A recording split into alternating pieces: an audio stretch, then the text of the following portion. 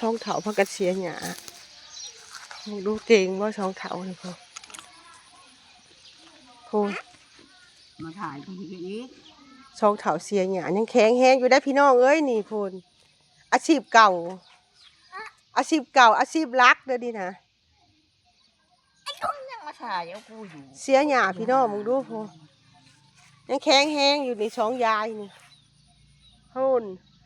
พูดเสียหยาจนแปดหมดเลยพูป้าเก่งอาชีพรักเพิ่นได้นี่บริป้าจะเถื่อน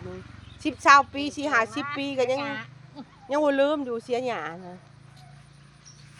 ยังบ่ลืมเสียหยาพูนมึงดูพูนอาชีพเก่าเพิ่นเสียหยาพี่น้องมึงดูพูขับให้เหยียบมาปุ่งตัวเก่งตับหมดเลยแถวที่พู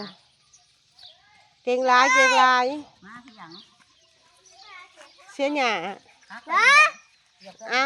มาถ้าเก่งดิรุ่นนี่80ไปได้นี่พี่น้องยังแข็งแรงอยู่นี่ออกกำลังกาย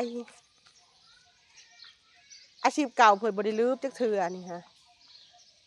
โหนมึงดูผู้สาวเคลียเสียกลับไปกลับมานี่นี่